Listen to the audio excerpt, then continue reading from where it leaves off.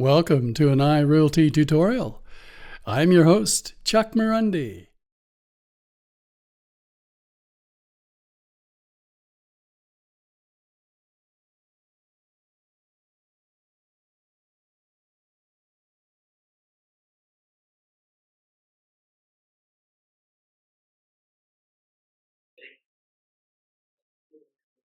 Does everybody have the slideshow?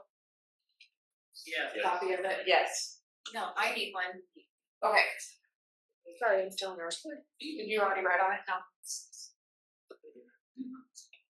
Alrighty, thank you guys all for coming, and then I just want to confirm again that the people online can hear me. Yes. Yes. Beautiful, thank you so much, I appreciate it. So, as you guys know, we've been building up to this moment for a couple of years now and transitioning from our old Tidemark software to a new online permitting system. And so today we're just going to kind of go through those items, give you an introduction into the new system, how it works, what it's going to look like. As you can see, we have a lot of county staff here. We want to make sure that they also can help you if you ever do have questions. This meeting is being recorded and it will be available after the fact. As you can see, some items have been removed from the agenda.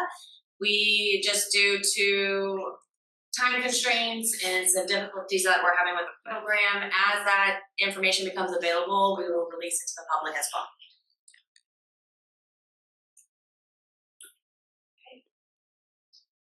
Okay, so the first part, we're just gonna do a quick recap of our system transition and then any questions that are on that.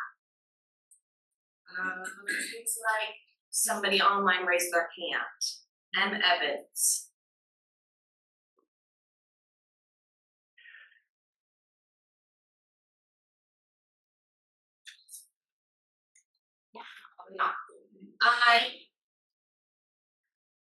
Okay, so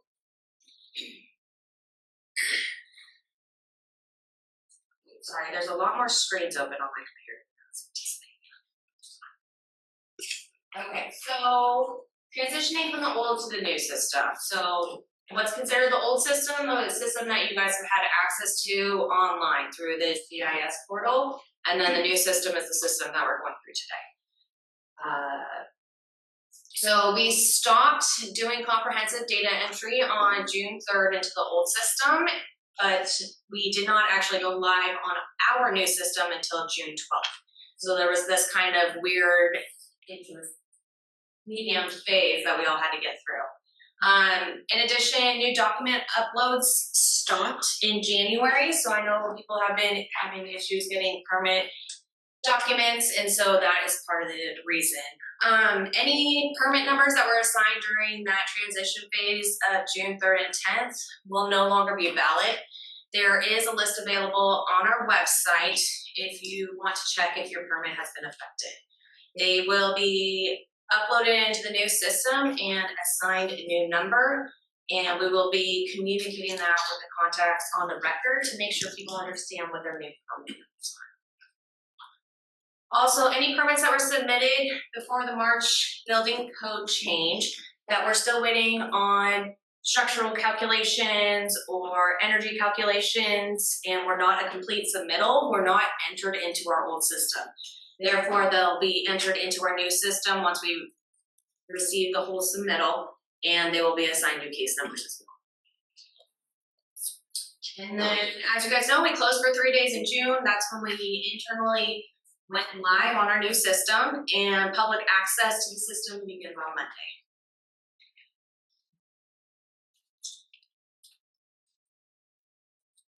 A little bit about the data transfer.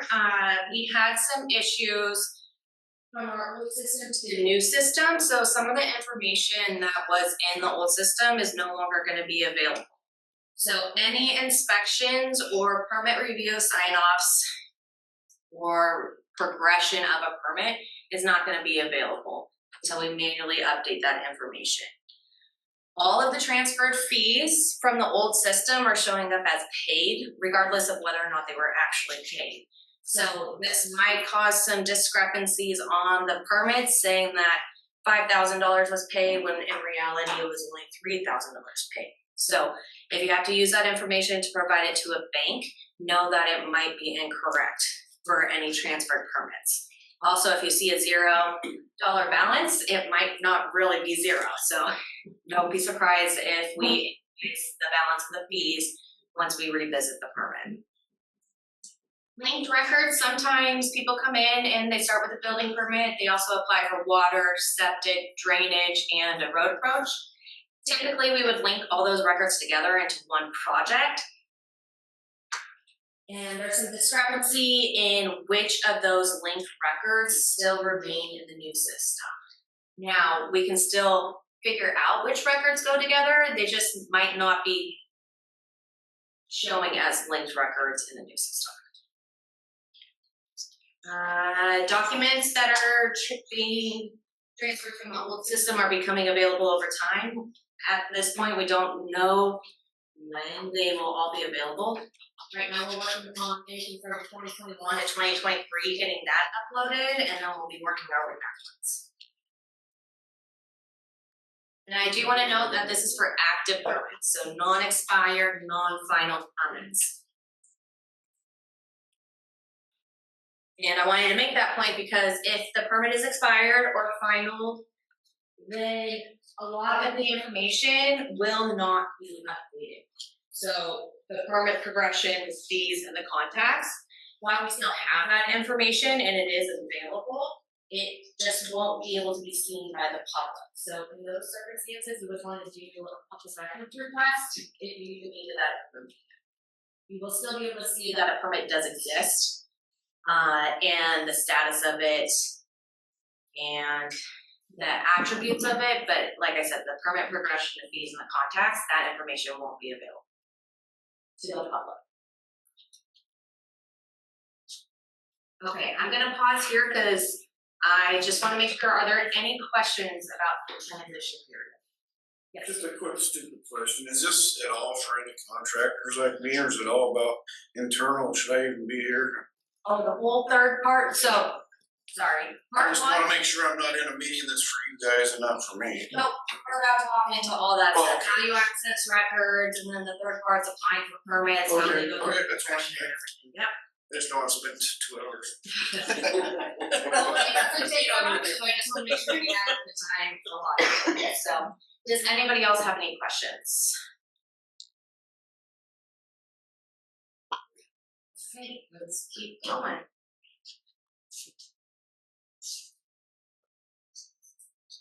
Okay, so now we're gonna kind of go into the online system and which is called CSS, so Customer Self-Service Portal. We're gonna look at the difference between permits and plans on new.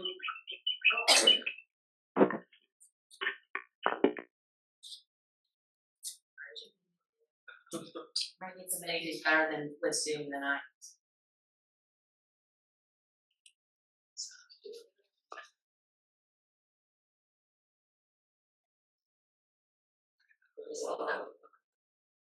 Okay, so we have some new naming conventions. We're gonna go through how to access the website, how to look at permits and plans, how to use the permit on the website, creating an account, navigating the dashboard, and then we'll recap with any questions on that. So in this new system, there's 2 different types of application sets. You can either have a permit or a plan. And so this breaks out what is considered a permit or a plan. You'll use that to filter the applications when you go to apply for a permit. So for permits, it's going to be generally building department, roads, or public works, and septic from environmental health. And then for plans, okay, it's going to be mostly the planning department, any kind of stormwater, and potable water requirements.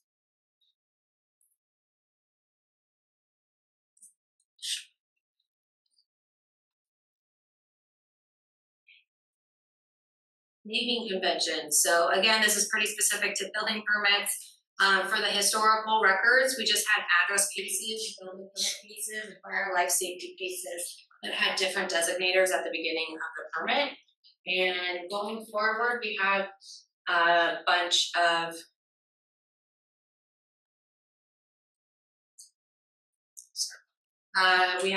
different categories based on what they are used for. So your addresses are going to be BADR. Basically, the B is for building, and then the next letters designate what type of permit it is, whether it's commercial, a manufactured home, mechanical permit, miscellaneous permit, residential sign, underground storage tanks, fire, and then your fire life safety. I do want to point out that manufactured homes will no longer be the application used for a modular home. That would go strictly to a residential or a commercial permit. Also, for commercial permits, that's for new construction and for alterations of existing structures. If it's a mechanical system being installed into a commercial building, then you would still use the mechanical permit. Same with the decks or the miscellaneous permits for decks and fences and foundations. They don't, within the application, you would designate whether it is a commercial or residential application.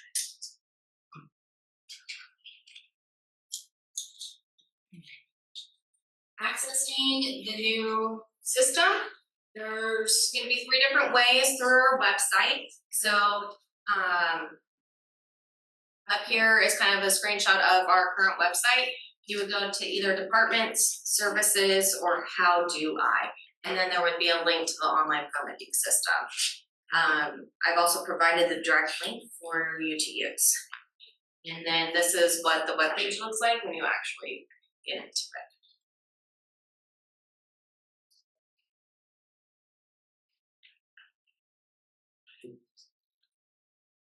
So for permit and plan searches, you would click on the search icon at the top. And then from there you can refine your search. So this is where that permit versus a plan would come into effect for new permits. Anything historical for the building department would just be a permit. And then down below, you would put in your search criteria. So are you looking up a parcel number? Are you looking for a specific permit? Are you looking for an inspection? This is where you would put that information. And then you would click the search bar.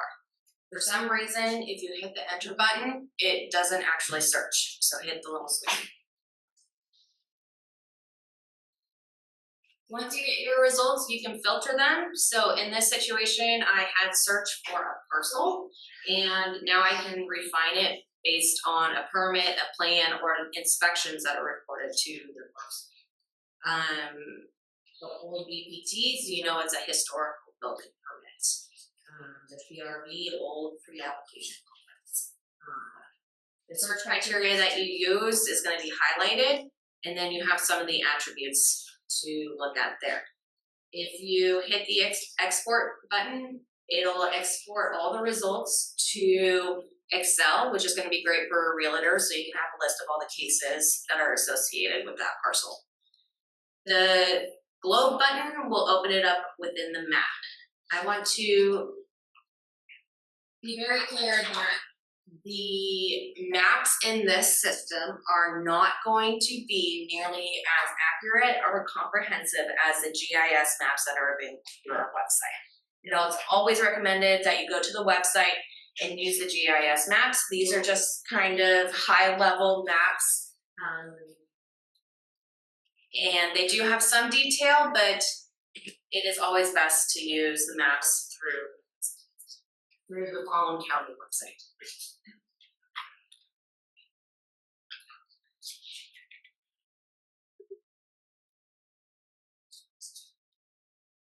So if we would have opened up a building permit, this is kind of what you would see. So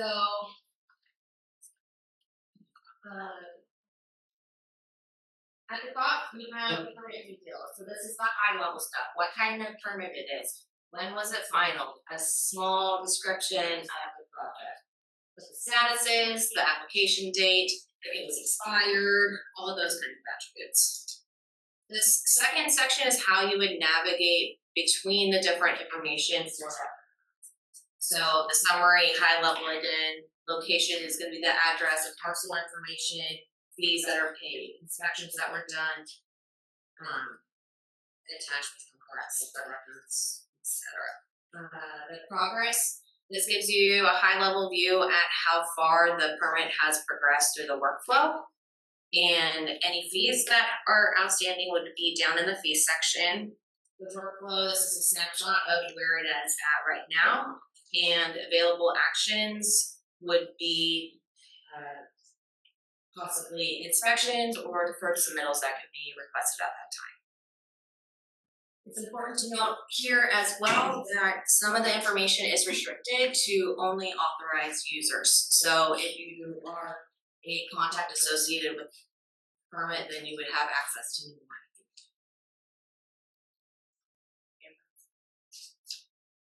So you said that not all inspections are gonna be available. So how are people gonna know, you know, or if they're, I guess if they're looking for something that's missing, then they do a bulk correction request at that point, or? Yes, Okay. so you're talking about the inspections being available and not Yeah, 'cause converted. yeah. Correct. Yes, so for expired and closed out permits, it would be a public records request. Okay, for expired and closed out. Yes, however, most of those records should have a copy of the permit at the last instance it was available, right? So if it was expired, we would scan that and upload it as an attachment. So while it might not be available in the workflow here, it might be available on the attachment screen as an expired permit or a final permit. And then you could back the inspection records and all that information. Okay. So there's other ways to obtain the information. It just won't be built into the new system. Thank you. Does that make sense? Yes. Okay.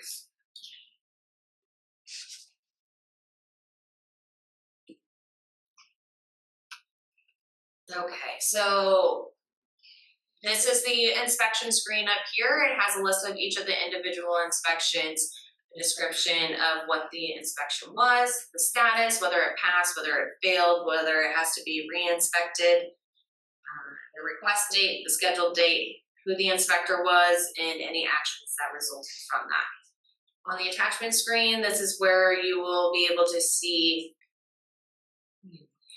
the documents that are available. If they are still pending review, they're likely not going to be available to the public until they are actually approved.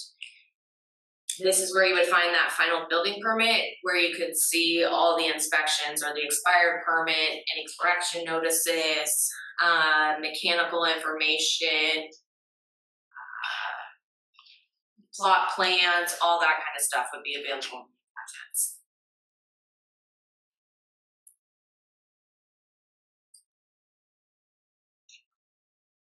Within the more info tab, this is where you find the guts of the permit, the project attributes. How many stories, how many bedrooms, how many bathrooms, are we adding heat, are we converting spaces, what the scope of work is, what the code addition is, all of the meat and potatoes of the actual permit attributes.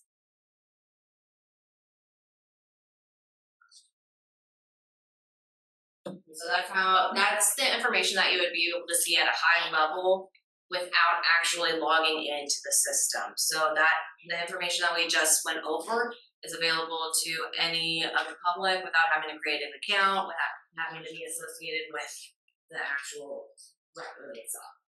Now, if you are a contractor or an engineer or somebody who works on the project, it might behoove you to create an account because then it'll link you to each of your permits that you have going. So say you're a home builder and you have 10 projects, by creating an account, it's gonna group all of those projects to you and you'll have access to all of them at the same time. So this is how you would create an account, and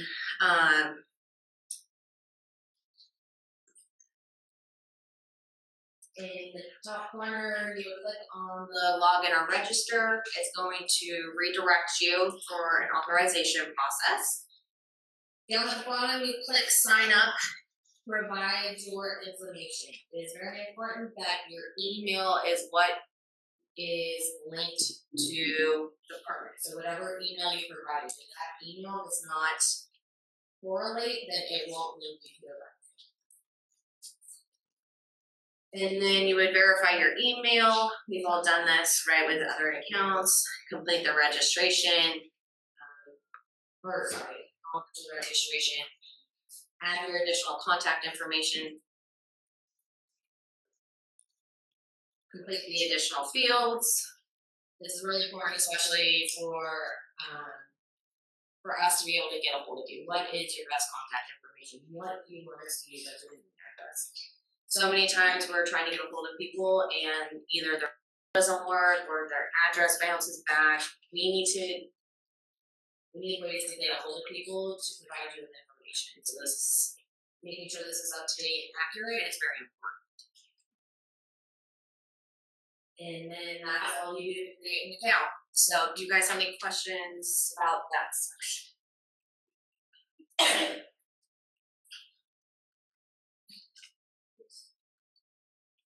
Does anybody online have any questions?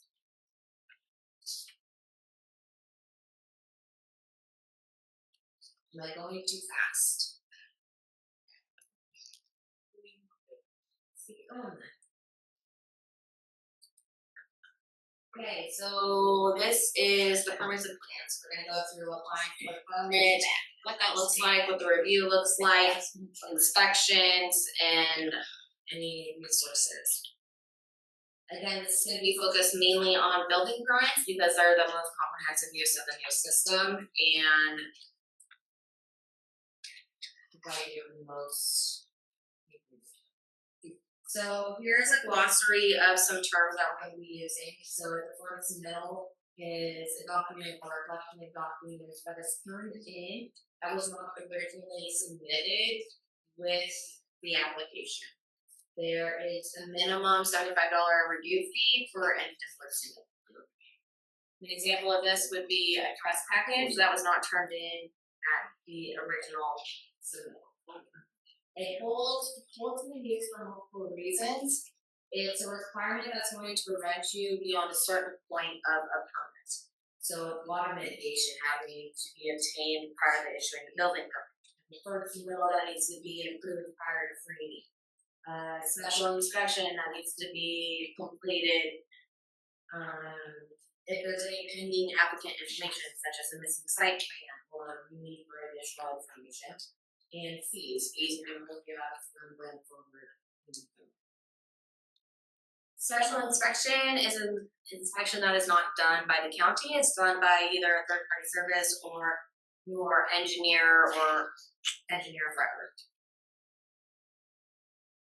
When they do special inspection, a report is then generated that must be submitted and approved by the county. Submittal is a collection of documents or an individual document that's being turned in for review. Workflow, as you can see on the summary screen, it's the progression of the permit. And the workflow actions, you'll hear us say actions, that's the individual steps, such as an inspection or deferred submittal, and steps. A workflow step is kind of like us bundling them together. So you have your building inspections, you have your departmental reviews, you have your final inspections. So if you catch us office personnel using that lingo, that's what it is. And then I do want to take this time to review some procedure and policy.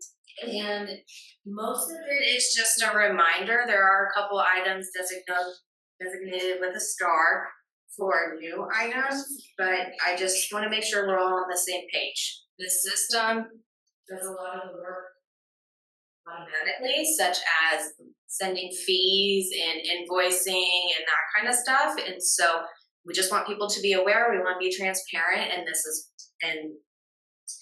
why.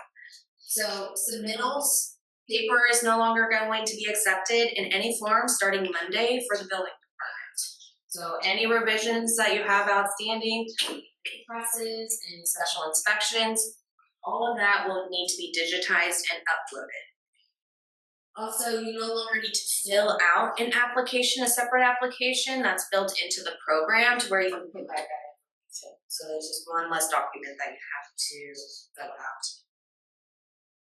Revisions. This is kind of new, is once a revision is submitted, no other workflow can progress. The reason for this is oftentimes a revision makes an impact to future construction, and therefore we want to make sure that it is reviewed and approved before progressing on the permit any further. So keep that in mind. If you submit a revision that doesn't affect your foundation and you want a foundation inspection tomorrow, keep that in mind. You might want to wait until after you do your foundation inspection before you turn in a framing revision. Okay.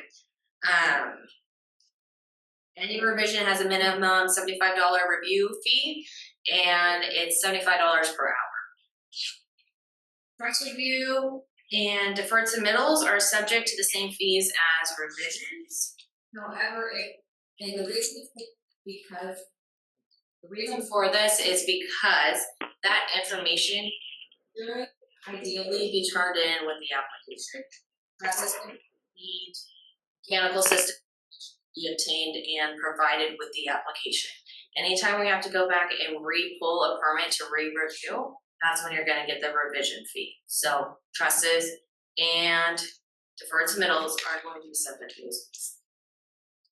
Mechanical permits. We do a lot of mechanical permits, but now we are making sure that other departments review them as well. The reason behind this is because we want to make sure that you're not putting your 500-gallon underground propane tank in your septic drain field, or digging up your septic line, or putting a generator in the right-of-way. So there's a lot of other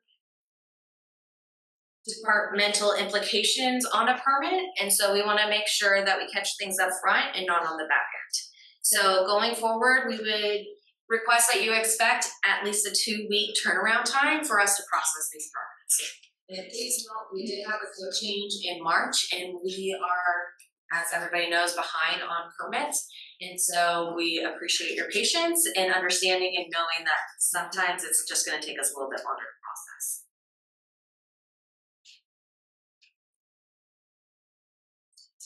Inspections. So we do West End inspections, west of Joyce Piedmont Road or Lake Crescent on Tuesdays and Thursdays only. However, we're planning to transition to doing inspections Monday through Friday in these areas, hopefully by the end of this year. And a reminder on our inspection policy. So in these circumstances, it would automatically result in a failed inspection with a $75 re-inspection fee if there is no permit or no permit documents readily available on the site. So if you have them hidden in a bin somewhere and you don't leave that information to where we can find them, then it's basically no permit, no plans. You're going to get charged for another fee. We're not going to do the inspection. You're going to have to schedule us to come back. If you call in for an inspection and you're not actually ready for the inspection, so say you call in for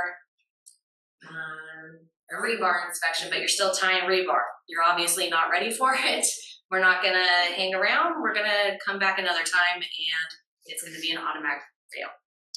If we have a specially timed inspection with you where we have designated at 10 o'clock, we are going to start this flow test. And you are more than 15 minutes late, we are gonna leave the site. It's gonna be an automatic fail and reschedule the appointment. We have stopped the requirement for witnessing blower door inspections. So this will help people because we'll be taking the results as a certificate and going forward. If we come out for inspection and it fails twice, it will be charged a $75 re-inspection fee for each inspection thereafter until it receives a pass status. Morning versus afternoon inspections will no longer be catered to. Again, if you are trying to pour concrete and you want a footing inspection in the morning so you can pour later in that day, do not expect that. It's very challenging to accommodate, and at any given time, the building department has roughly 1,200 permits in process. So we're trying to manage all of that, and we have limited resources, and to expect a morning inspection is no longer okay. If you, and that brings me into this next one, say you pour anyways, you're gonna need a special inspection at that point. So if we can't see what we are there to inspect, such as you have all your materials blocking your shear walls, so we can't inspect the nailing pattern, you're gonna fail. If the plumbing, if you've covered it up with sheetrock, you're gonna fail. So anytime that happens, you would either need to expose the work so that the county can inspect it, or you would need to do a third-party inspector or a special inspection to come out and inspect what can no longer be seen. That report would then need to get submitted, reviewed, and approved, and no additional inspections would be able to be scheduled until it is resolved. And I would like to reiterate, most of those are not new policies, it's just a reminder of existing. Okay, so let's get back into the fun stuff. Applying for a permit or a plan. So you would click the apply button from the top dashboard, and then you can narrow down what kinds of applications are being displayed. So trending, that's what what's trending today, right? What most people are applying for. My history, if you consistently apply for the same permit over and over again, it should show up there. Permits and plans, again, I would defer to the one slide that shows the difference between a permit and a show categories does not work at this time. My templates, so say you do a lot of spec homes, you can save a template. So if you use the same square footage, systems, same number of beds, baths, you can preload an application and save it to your profile so that you can reapply for the same project over and over again. Or if you might want to just do a standard 3-bedroom, 2-bath, 10 plumbing drains, and just preload that and have different, I guess, setups to where you can just go in and grab it and it's already pre-populated half of the way. That's another option as well.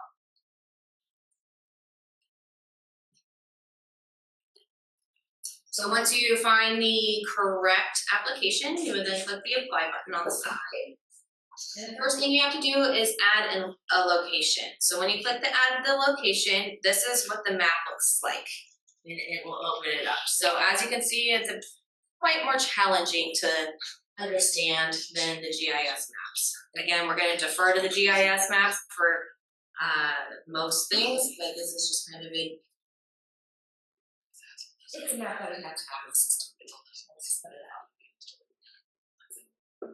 So up top, you would search for the address or the parcel. If it does not populate, then you can add it manually. You can click on the enter manually button. From here, it's always recommended that you search for the address first. So that's going to be done. Sorry, I didn't realize the writing was going to be this long, guys. So at the top, it has enter address, and as you start typing in the address, it's going to populate search results of recommendations. If it does not show up, then you would add the additional attributes underneath. It's very interesting how they ask for this information.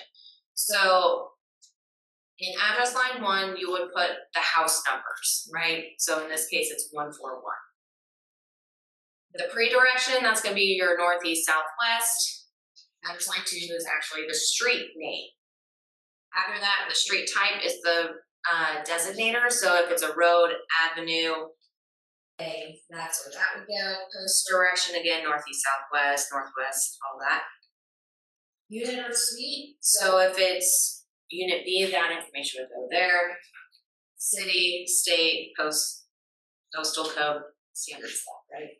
So even smaller down here, sorry, is an example of 12345 Northwest First Avenue South Suite 678. And so it shows kind of how all of those would be added to each of the fields. I'm not exactly sure why it has to be entered that way, but that's the way we were told to input the information for mailing purposes. So when we do mailing lists and that kind of stuff and have to extract the data, that's how it should be populated to be most accurate.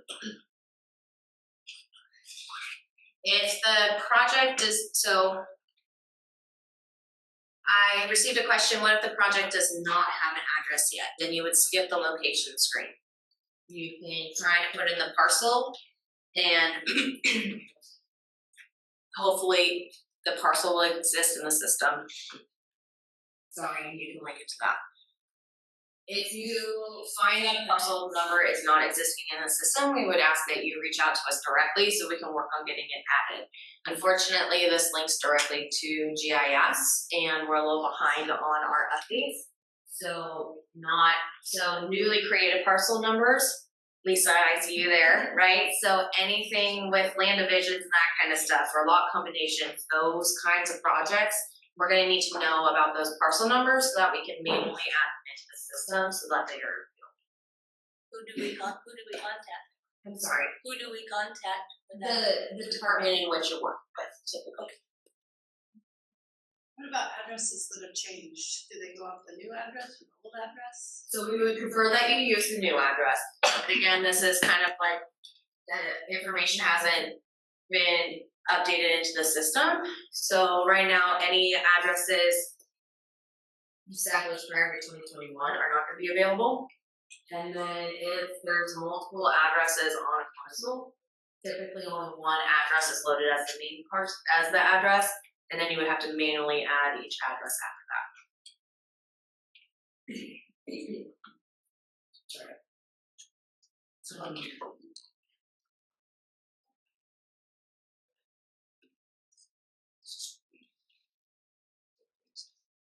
So the types of permits.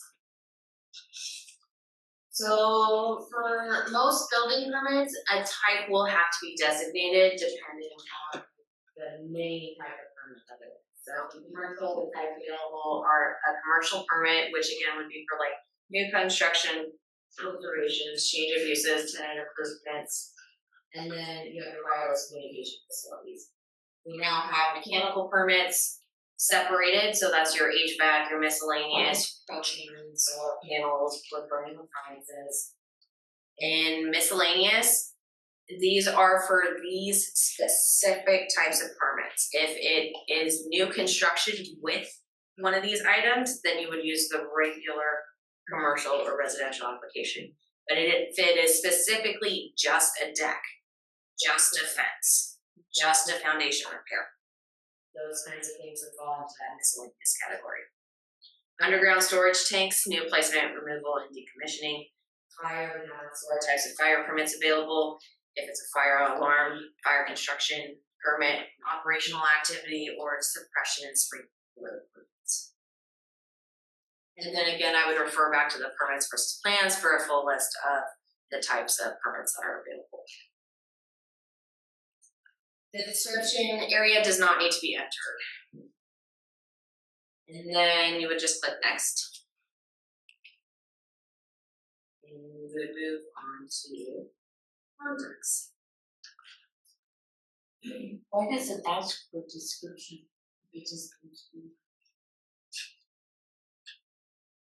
Great question. So the question is, why does it ask for description if we don't need it? So this software is kind of like a package deal, and then we were able to configure it, certain attributes of it. There's certain attributes that we can't change, and that was one of those that just exists. We internally will update the description field sometimes with our standard single family dwelling with attached garage. But as the public applying for a permit, you do not need to.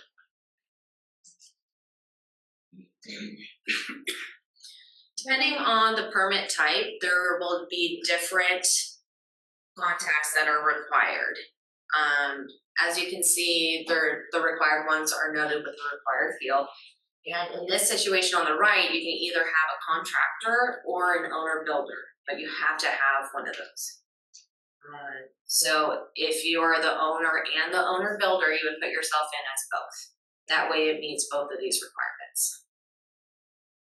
Even if they're not listed up here, all contacts should be added, whether that's the engineer, the architect, the mechanical engineer, the contractor, the owner, the agent, the applicant.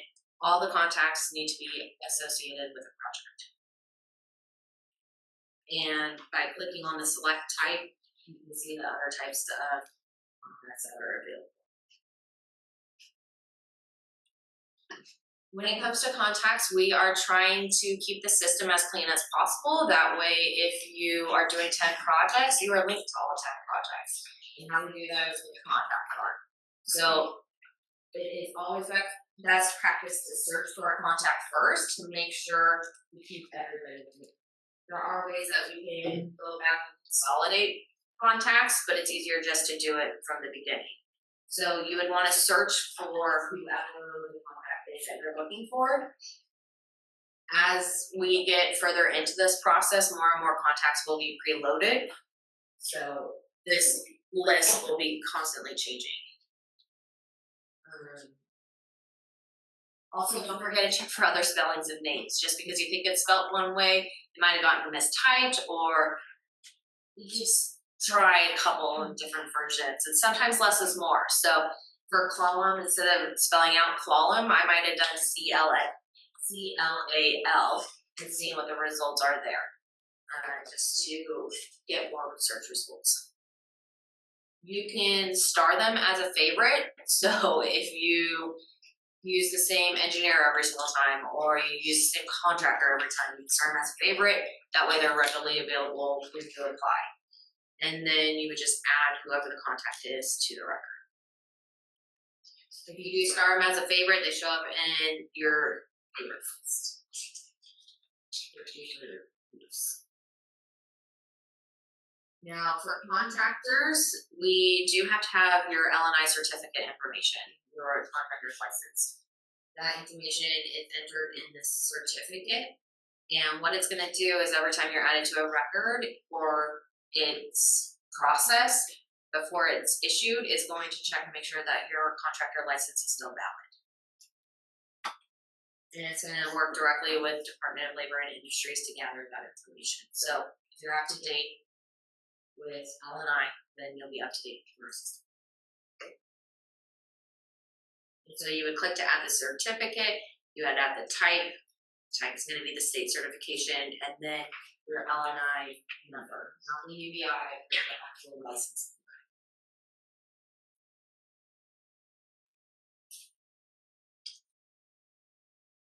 And then you click verify, it'll run it against the program, make sure it's valid, and you can do it. So again, make sure all the contacts for the record are loaded. Oops. Okay.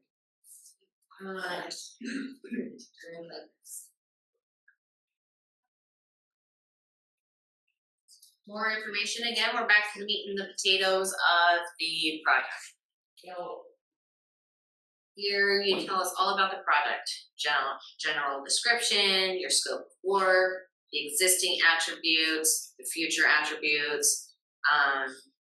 One thing that has been confusing for people is the existing attributes. So say you're doing a remodel, right? The existing attributes is, it currently is a 3-bedroom, 2-bath, 1-story house with 10 plumbing drains. Say you want to add a bath. It is now a 3-bedroom, 3-bath, 1-story with 13 plumbing drains, right? So that's the difference between the existing and the future attributes. Please provide as much information as possible.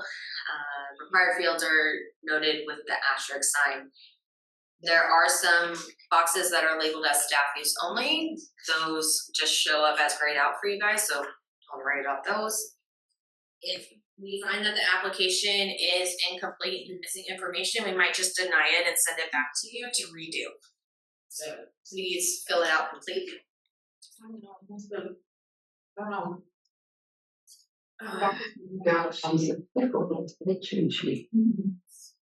Oops, let me mute this.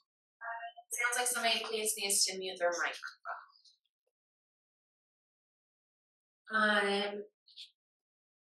So the fees may be adjusted if incorrect information is provided or it is determined to be different. Say you say it's 212 square feet and we're like, it's actually 224, fees are gonna adjust, right? And then if you have any questions when filling out this section, please contact the department in which the application is for. When the section is complete, click next. And attachments. Upload all attachments that are applicable to the project. Again, incomplete submittals will be returned or denied, and additional fees may be applied. You would click on the file category for the document that you choose to upload. And depending on what project it is, it'll give you kind of a breakdown of what types of files are required. So a lot of them are preloaded, such as a site plan or structural calculations or construction plans. You would just click on that box and then upload it from there. Or if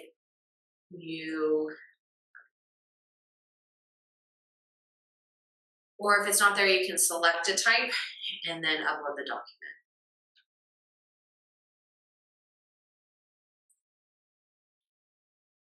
And so this is what a house might look like when you get finished uploading your documents. You would continue to update them and add documents until you have them all. So a couple items for troubleshooting.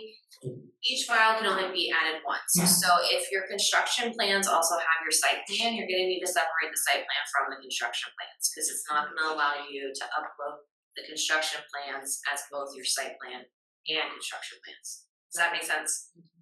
Right.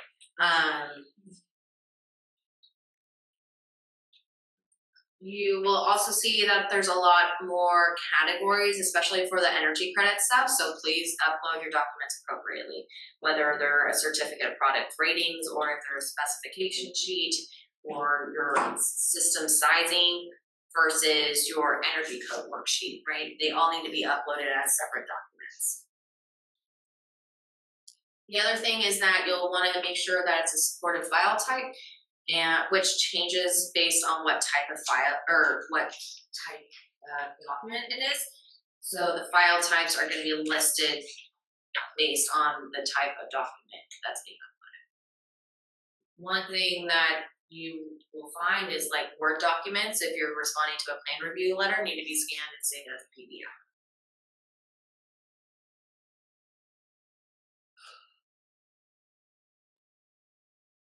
And then you would sign the application. You can either type in your name or you can actually sign it. Click next. And then a final review of the application, and then click submit. And then you will get a success generated message. Once you click submit, what happens is it goes through an application completeness check where we're going to check whether all the information you provided is initially correct or looks correct and that all the files that would be required for that type of project have been permitted. At that point, we're going to assess fees and invoice them. In the future, the program will do that itself, but we just want to have our eyes on everything during these first few months to make sure everything's correct. And then before we start auto inputs. You will also see for building permits, we no longer round, so yes, you might have to pay 63 cents.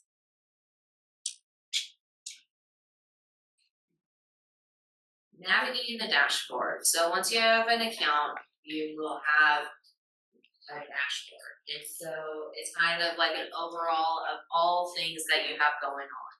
So as you have multiple projects, you can see I have 4 active, I have 1 that needs my attention. So there's hold or there's something wrong with the inspection, something that I need to go look at. The pending ones are gonna be between that submitted and approved stage. Active is gonna be approved. Inspections, if it's requested, that means you have requested the inspection, but we haven't necessarily acknowledged it or figured out when we're going to do it. Once we figure it out when we're going to do it and have assigned it to an inspector in a specific day, it becomes scheduled. Those are gonna be your completed ones. Invoices, it's actually gonna show you the invoices for all of your projects, and then you can pick and choose which ones that you want to pay. The system automatically generates a 30-day period for an invoice, which isn't always correct depending on what type of permit you're applying for. So we might invoice the building permit fee, but it wouldn't actually be due until the issuance of the building permit. So if you feel like you have a past due invoice that should be past due, we just ask that you reach out to us so that we can manually adjust it.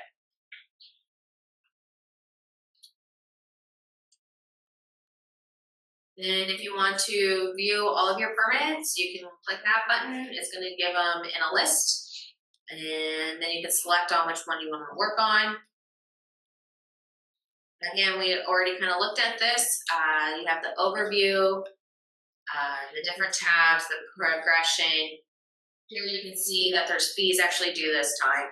And you can see the workflow in action. During the application review phase, this workflow is going to be adjusted. During the application review. You might see additional requirements from other departments. So say you apply for a building permit, but you needed a road approach permit. You'll see that pop up on there to where you can go apply for it as well. And that'll link it to that record. The inspections are going to be adjusted during this time. And possibly moved in order. If you're going to have final requirements for your septic system, that's when this is going to be added at the bottom. So until the permit is issued, these won't necessarily be set in stone.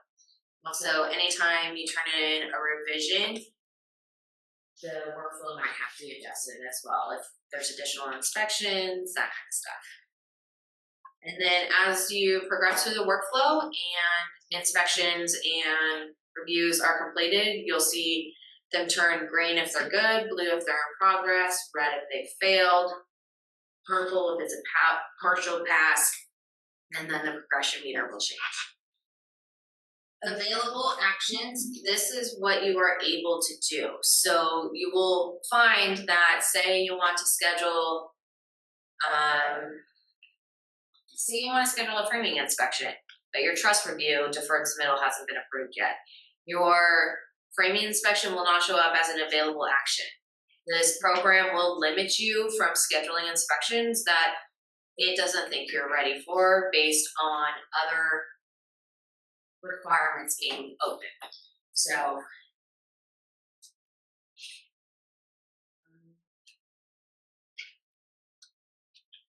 fees, you can click on the fees. It'll show you the individual fees and what they are for. Again, like I said, for converted records, the fees are all going to show paid. So you might have two of the building permit fees for the exact same amount being displayed, and one will be say that it's paid in full when it wasn't, which is why we're going to re-invoice it. If you click on the invoice number, that brings up the actual invoice, the status, when it's due, all that information. You can then add it to the cart, and then you're going to follow the on-screen instructions to pay for the invoice. Right now, the fee for a credit card is 3.95%, so it's definitely not cheap. We can also do e-checks. You can still come in person and pay with exact cash. You can mail us a check if you want. So those methods are still available. Or, like I said, we now can take credit card and debit card. I'm still working on figuring out what the debit card fee is. So once I have that information, I'll post it on the website.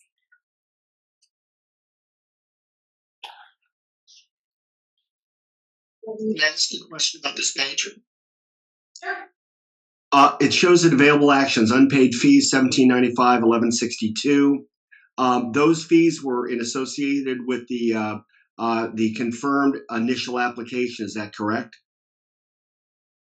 My question is, when I submit a mechanical application and we're expecting a 2-week turnaround time, is my fee going to be, is it going to show with like a 30-day window to pay it, but you're not going to start it until you get paid? Correct. We will not issue the permit until the fees are paid. Okay, good. Thank you. No problem.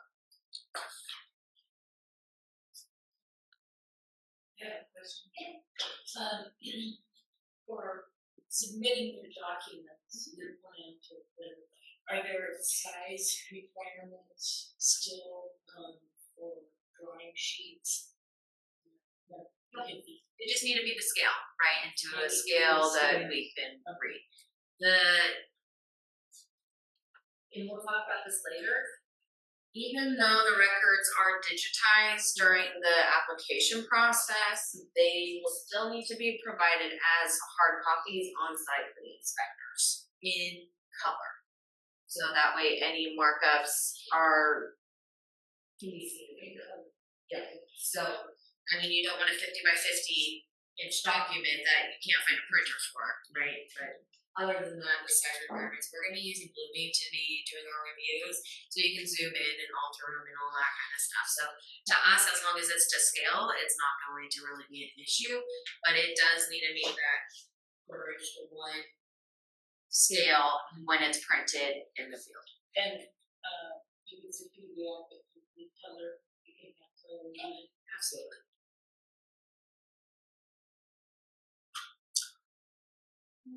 During the application completeness check, we're gonna check and make sure it's complete. We're going to, invoice any fees at that time, so we're gonna double check the square footages, make sure that the fees are correct, calculated correctly, and then we're gonna invoice them as well. And so ideally, we would only invoice the review fee, and then we would do the building permit and the state tax separate. That way you can pay them as 2 separate invoices. What's going to be different is we're not going to be collecting the $75 planning review fee up front, planning department review fee, because they are going to review each individual application to see if they need to assess their fee. So that will come as a later charge prior to issuance of the permit. During this time, holds might be added as well, such as for the Dungeness water exchange.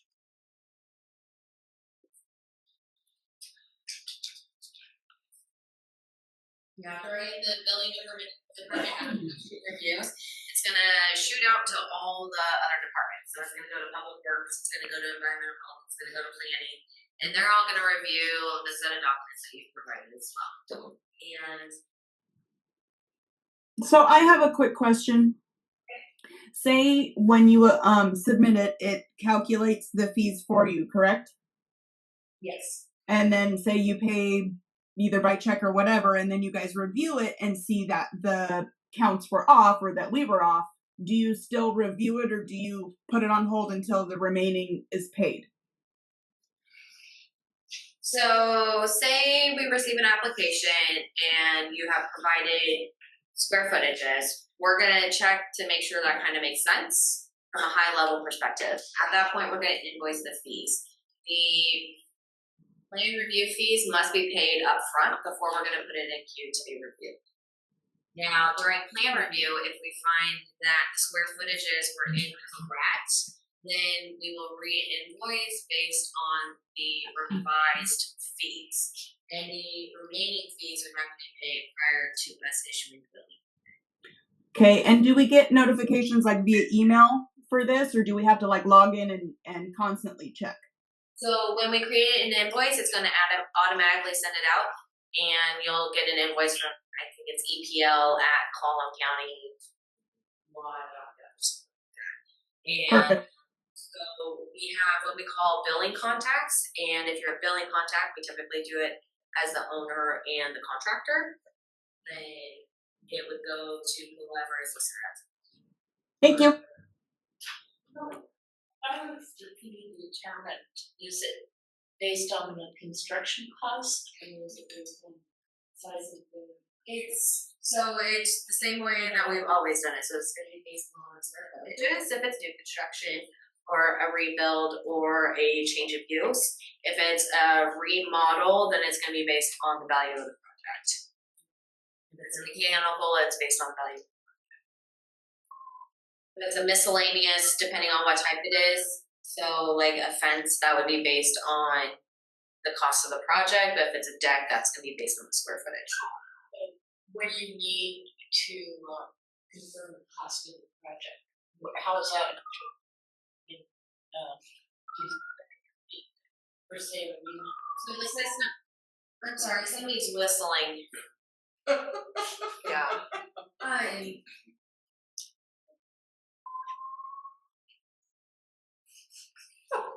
So we're just gonna continue like we have in the past to look at the valuation and make sure that it's calculated correctly. And then it looks it up in the table for the fees. So I guess I'm not grasping. okay, so you were saying that for a remodel, you have to state what the actual construction cost would be, and so do we just put that? Do we just enter that cost? You don't need any kind of other verification of that cost? We will. So as part of the required file types for remodels, it'll be listed that we need a bid from a contractor or an itemized bid of some sort. Whether that's the homeowner doing the construction, providing number of hours, labor costs, materials, or we will need an itemized bid by a contractor. That will then get uploaded and saved to the record as well. And we would use that to verify the project cost.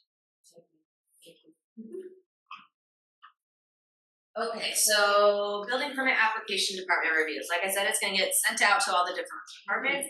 They're gonna figure out what other requirements you might have. So say it's a newly formed parcel and it needs an address. We're gonna add an address case and a water case and a septic case and road approach and all that good stuff, right? So at this time, this is them checking to see what other requirements they need prior to issuing the building permit. They will also add their requirements that are due prior to final. So say for septic, they need an updated record drawing prior to issuance, but then prior to final, they need a recent inspection or something like that, right? Then you would have requirements prior to issuance and requirements prior to final that would be listed. During this time, we'll also review the plans. They'll get marked up, and you might have corrections that result from the plan review. Please note that it's going to give a scheduled date, and that's for ideal circumstances. And the scheduled date and estimated completion date that it is populating right now is not accounting for the 2018 code submittal that we just had. So those dates are very inaccurate at this time. Very interesting. If you require revisions, are you red marking the documents that were submitted? Yes. Okay, and then when we resubmit the documents, do we need to keep your comments on the plans that are resubmitted? So we're gonna get to that right now. So,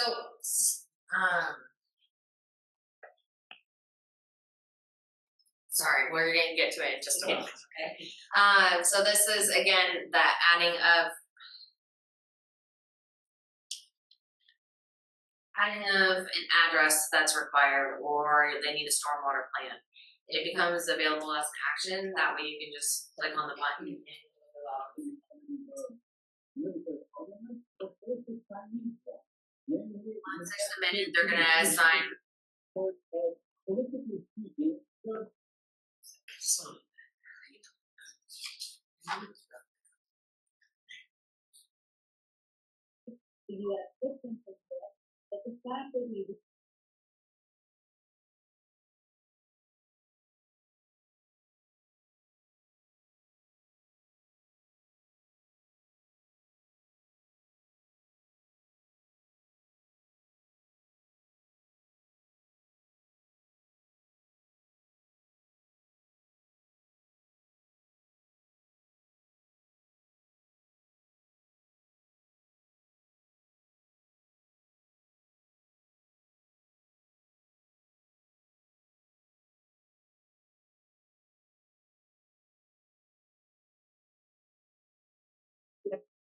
There we go. Can you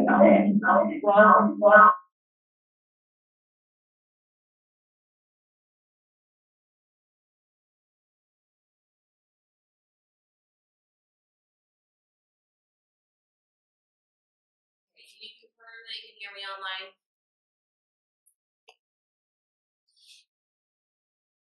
Yay!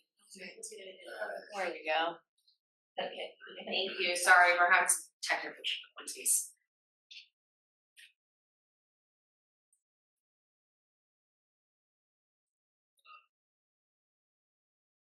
Oh, sorry, I missed a couple questions, Kathy and Tracy. I'm gonna come back to those questions if that's okay.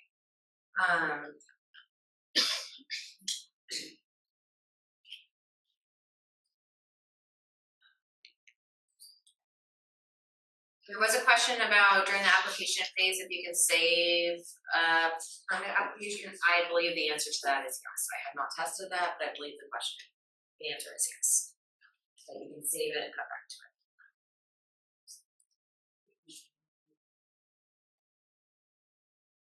Okay. So in this example, this has a failed submittal, right? Something was wrong with plans and there was markups provided and somebody needs to resubmit the application. You can see that because it's right here. And then on the review screen, you'll have a correction listed as well. And you'll have an available action on the summary screen to resubmit the file. So if you go to the review tab, you can click on the submittal and see the corrections. So on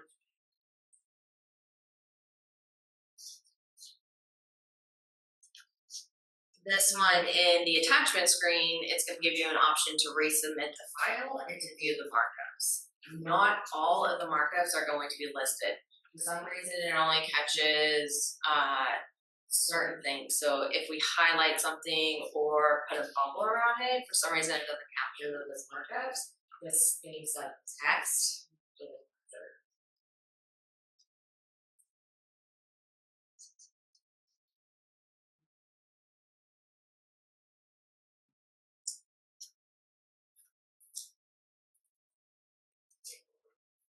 I'm sorry, I have a question regarding not building. Are you going to be talking about public works right away at all in this PowerPoint? No, sorry.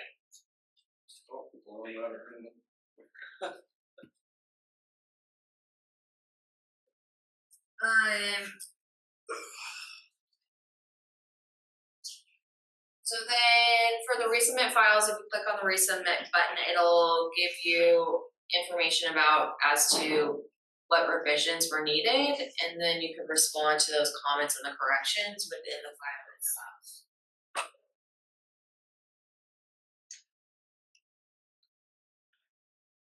You would also need to acknowledge that you have responded to the correction, and you have seen it and have made adjustments accordingly. So instead of having a plan review letter that would have items listed on it like that, they're going to be listed as corrections in the review. You would then, any responses that you have to it would go directly to the corrections that are listed. That way you can address each one.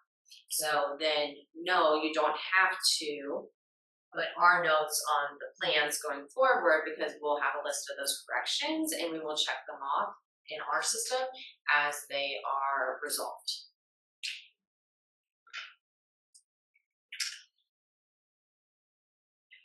Once you acknowledge the corrections, you would select which file it is that you wanted to re-upload. You would re-upload it. It'll automatically come into our system as a revision and re-go out to any departments that needed to view it. So say your site plan was incorrect or did not have all the information, because now going forward, it's going to need to have your septic information, it's going to need to have your stormwater information, it's going to need to have your address information on it. That way, when it goes out to the department, they can all have one seamless site plan to review. Each department is going to be marking up the same document. So say you have to apply for a stormwater permit with the building permit and your site plan does not show where your downspouts are located and where your dry well is located, then it's going to be denied, it's gonna be returned to you, and you're gonna have to resubmit that, and it's gonna go out to all the departments. Does the revised submittal need to have a different date on it for The system, revision symbol? Yep, the system will capture all of that, so it'll be a V2, V3, V4 as needed.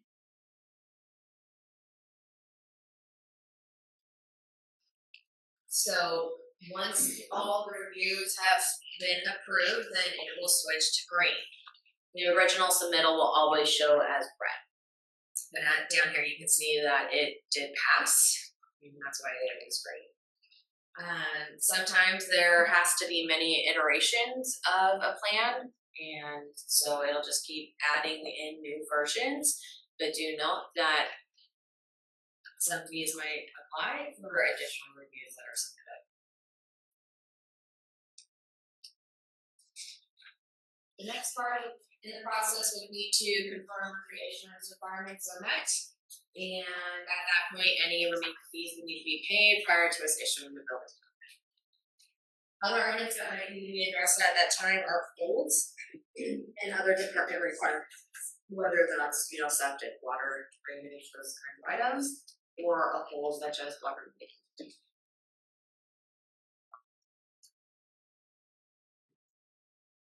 When all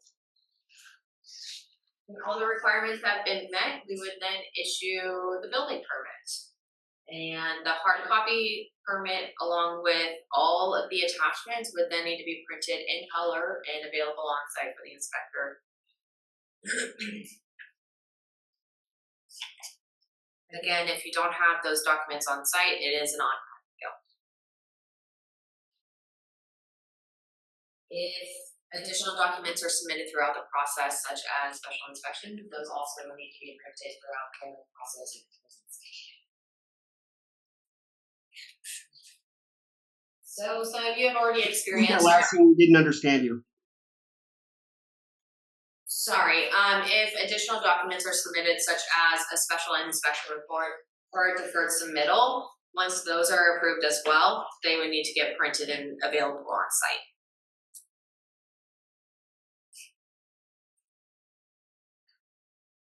So this is our new building permits. At the top, you have the permit number, what type of permit it is, the status, the issue date, and the expiration date. Following that, you have the location of the project, the contacts and their information. The description, as noted, this will likely be blank unless we manually enter in that information. We're still figuring out in what circumstances this will be included.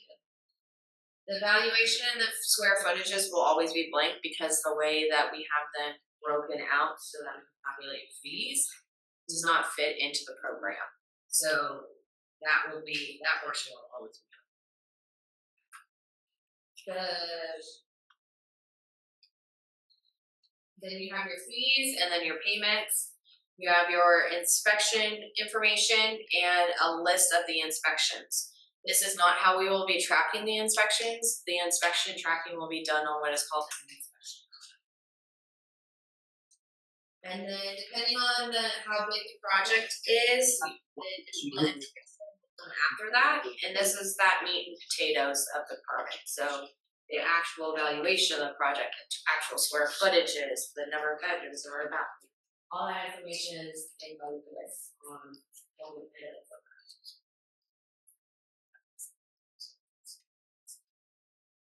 This is the inspection part. Again, the square footage and the job valuation are always going to be blank. And then these are the list of the inspections, the comments, whether they pass, and the date. This is what the inspector will be signing off in the field, as well as in the online system. The IVR number at the top does not work. Please do not try to provide that information to us. We won't be able to use it to look at it.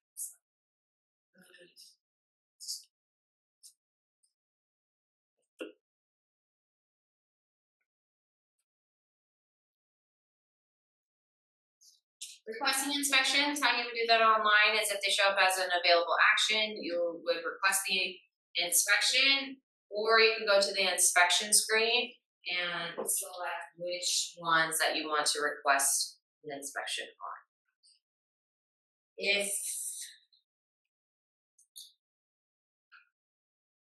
If you are trying to request an inspection and it's not showing up as available, it's likely because something is outstanding, whether that's a deferred submittal, a fee, a hold on the permit, and it's not going to allow you to request the inspections until those are resolved.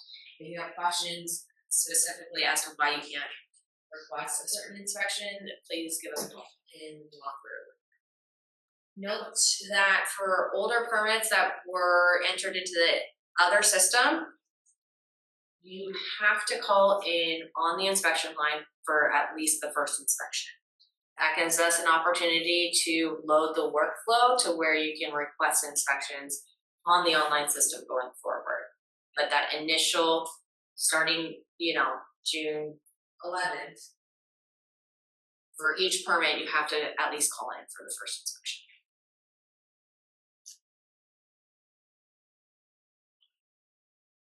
So back to requesting them online, you put in your request dates, comments, gate code. So if there's a gate code that's needed, or if there's a specific location where the plans are, that information can be provided here.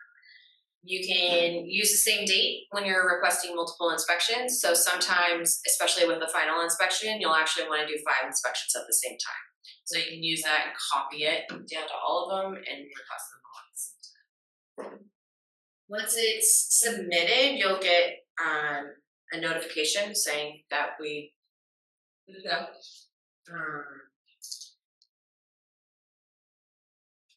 Daily routing. At some point, we're going to stop updating the routing list on the phone, and this is how you would get access to that instead. So you would click on the today's inspections, and it's going to provide them to you.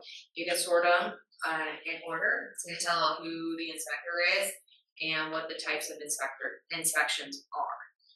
The estimated start and end times don't work at this point. If you want to see a different day's routing, such as a past inspection, then you can change the date. But note that if you're looking at future dates, they're not actually confirmed until the day of the inspection. As inspections are completed, the statuses will change. So as you can see, these are all scheduled. And then down here, numbers 1, 2, and 3 have been completed. So throughout the day, you can see where the inspector is on the routing. So if you're number 7, you can see, hey, he's done with number 4. For number 5, I should probably get over to my job site, right? So it's going to be a little bit more helpful for people in real time to know when they need to do process.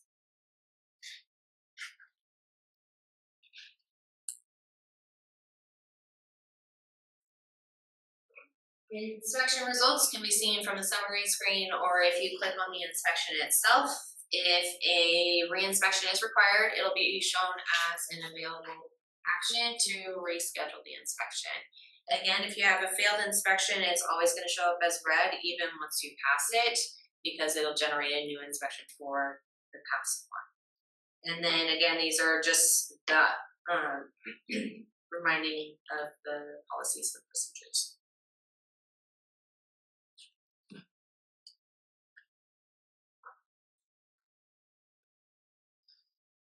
If you want to see the specifics of an inspection that had occurred, you would go to the Inspections tab.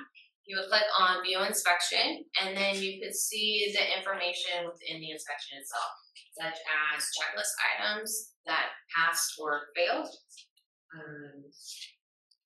any photos. So going forward, we're trying to take photos of our correction notices so that we can upload them to the inspection as an attachment, so you'll be able to see that. If they see something on the job site that's installed incorrectly, they can take a photo of that and they can upload it directly to the inspection as well. That way we can provide you guys with more information as to exactly what we are looking for with the correction. Make some model numbers of Some about duct inspections. ductless.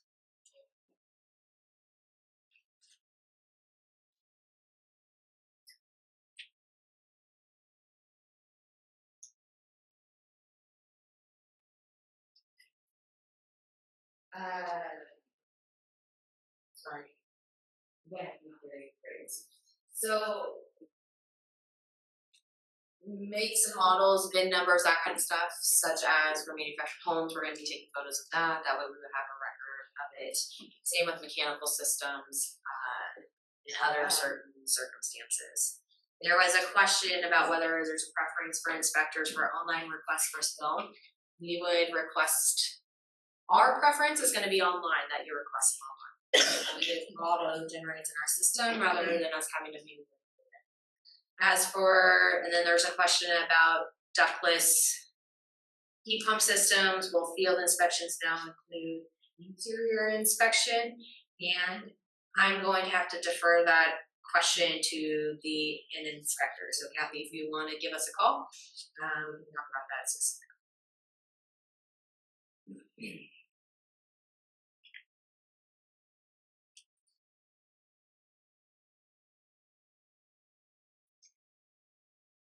Inspection roadblocks. So again, we talked about some reasons as to why you might not be able to schedule an inspection.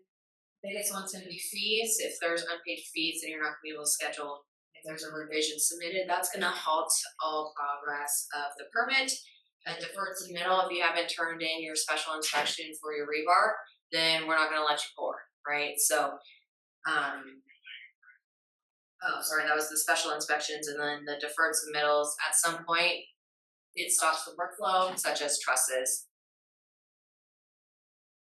And then prior to scheduling the final inspection, you're not even going forward, you're not even going to be able to request a final inspection until you meet the requirements from the other departments. So if you are needing a septic inspection by a licensed designer, it's not going to allow you to request your final inspection until you have met that requirement.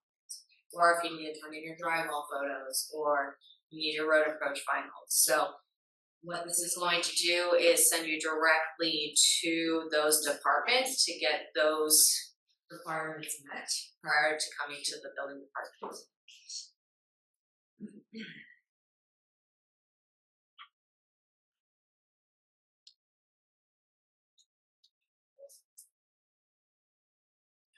So once those final requirements are met by the different departments, that's when you'd be able to schedule your final inspection.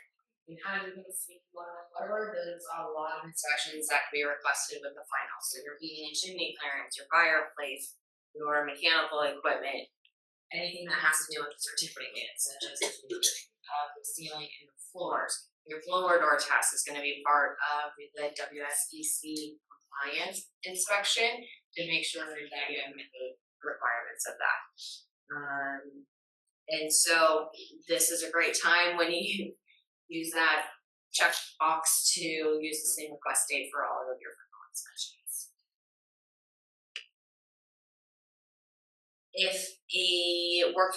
If an inspection is listed with the final inspections, however, you would prefer to have it done earlier, such as the fireplace insert, please let us know. Just give us a call. We can make the arrangements to move it in the workflow. That way you can participate. We have defaulted things to where they typically show up in the inspections, right? Typically these things are done at final, so if there's a one-off circumstance, we can absolutely accommodate that if it's appropriate.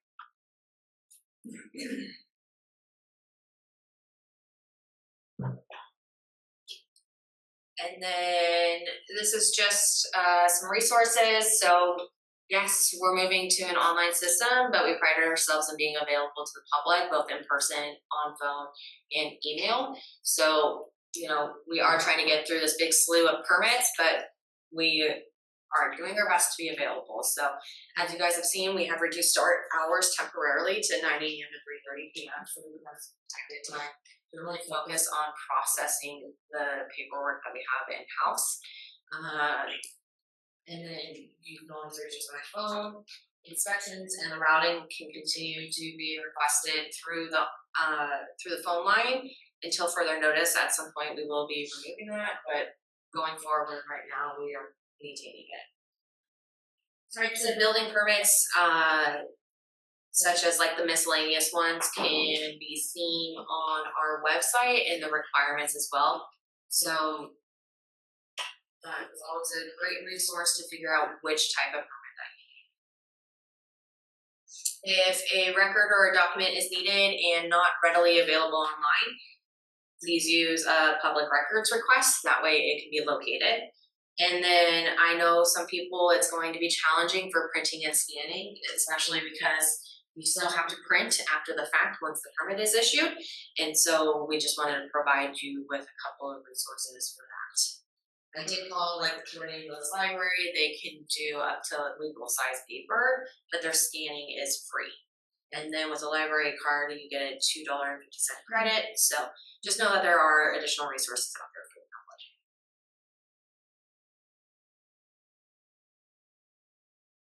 Okay, so then I do have some questions in the chat that I want to go through real quick, and then I'll answer any of your guys' questions. Kathy asked which box is checked for a mechanical permit. So that would have been back at the permit type question. So your application would be a mechanical permit, and then you would select what type of specific mechanical type you need, whether it's HVAC, propane, solar.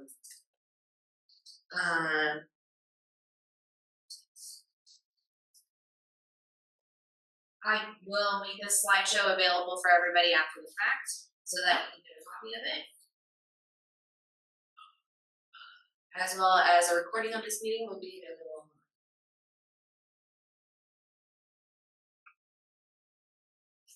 Any submissions? So even current projects, any revisions, deferred submittals, any special inspections will all need to be scanned and turned in online.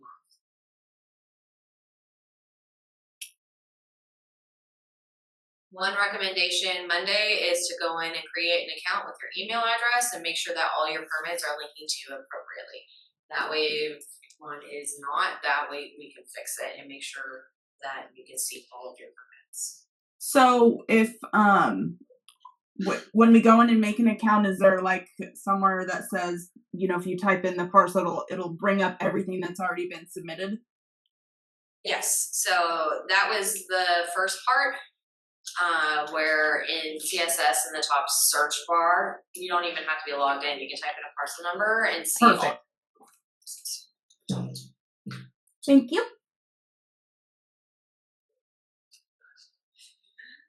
You have a question in here?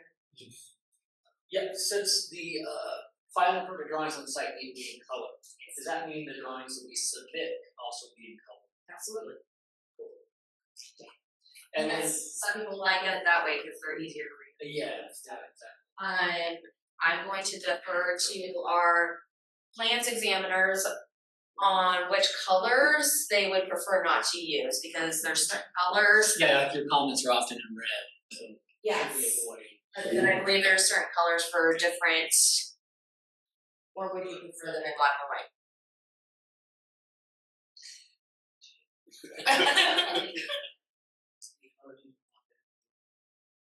What do you think? Do you have it? Well, red is what I use. You get it. So let's just say black and white. So I I'd believe. love to use color though. It could really help the drawings read better. Okay, so I don't think we're so concerned about the construction plans. I believe purple is for engineers, right? Green usually Green is for, and when a revision, typically what we've been doing in the past, that if there's a revision from the engineer, that it's done in green. and our notes are in red. We would strongly request that site plans are in black and white, because each department is being assigned a color so that they can make their markups based on their requirements. I don't think are you guys okay with colored plans? Yeah. They need to be, The notations on the As long as they're not red. yeah, on the notation, the shear walls and stuff like that. don't need to be in black and white. Certain sure walls, because that's what they put their colors, so guys are gonna be able to manage with the 2 to 4 with the 6-inch edge nailer. And what was the, Yeah, we can look. Kind of what Yeah. you like to use, Yeah. and we can see if there's a problem. So there's a question about whether or not the plans can be submitted in different colors. And what we would request is that you send us an example of what you would prefer to do. That way we can review it and make a judgment call. Red and green are specific to certain individuals, so we would not want to see those colors. And obviously everything needs to be legible, so yellow is not a great color to use, right? Site plans especially need to be in black and white because each department is designated their own color on how they're gonna mark up the site plan with their requirements. That's a great question.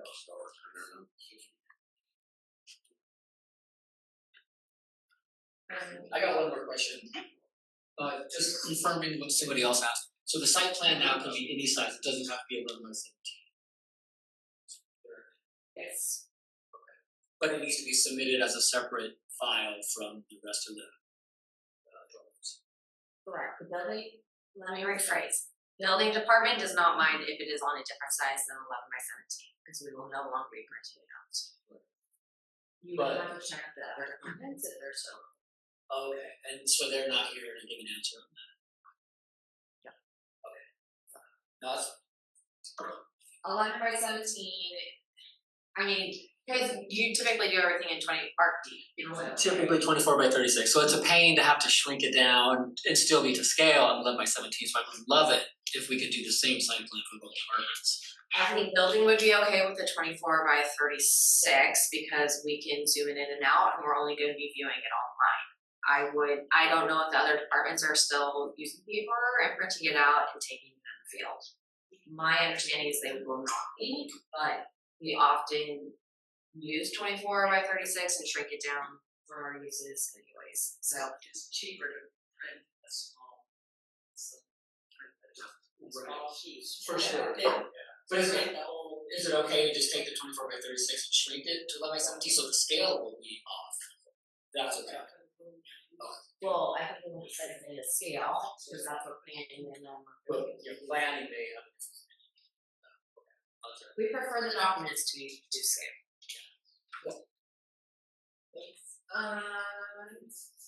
There's a question for currently issued permits, once we make an account for the portal, how do they become part of our dashboard? And that's what I was saying about the email addresses, is the email address is what's going to link your account to that active portal or.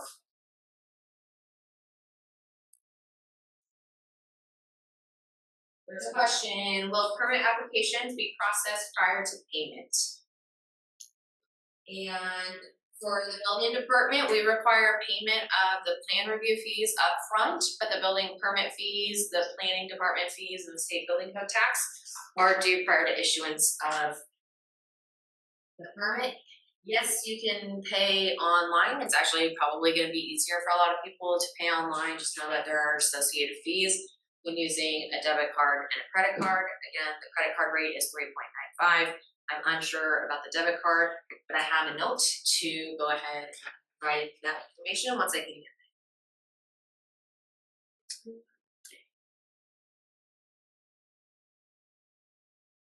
When there's a question, when will all the previously paper submitted applications be uploaded in the system on our end? Is this on the leftover 2018 code submittals? I guess I would ask. Yes. So we are prioritizing things based on the urgency of them. If a project is ready for plan review, we're going to focus on getting that into the system, more so than something that we're still waiting on engineering. We have great ambitions of being caught up within a year, but it all just kind of depends on the circumstances. Public records requests for that information can always be done as well if it is needed right now.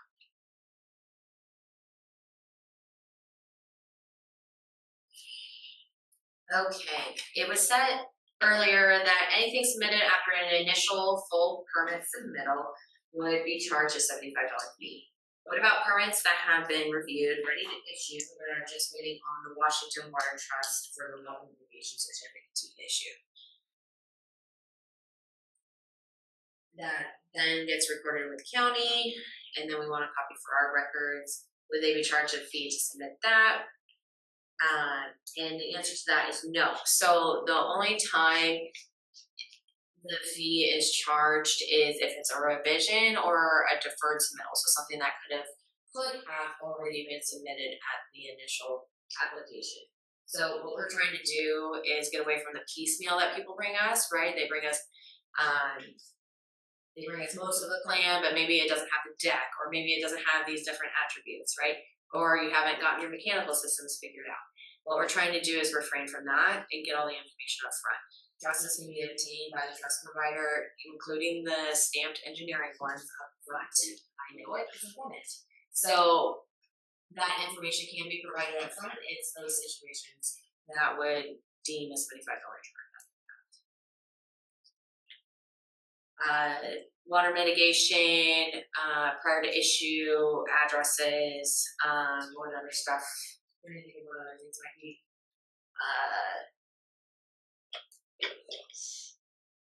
Proof of ownership. Sometimes we require a copy of the deed prior to issuing. Anything like that would not require a $75 fee. Okay, does anybody else have any questions?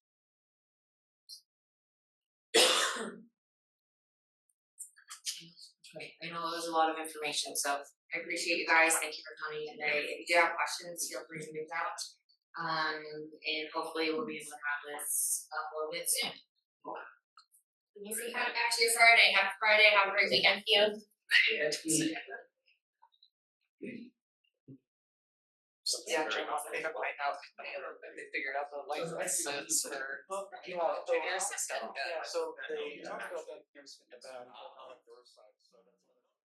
I hope you find this video helpful, and I will see you in another tutorial.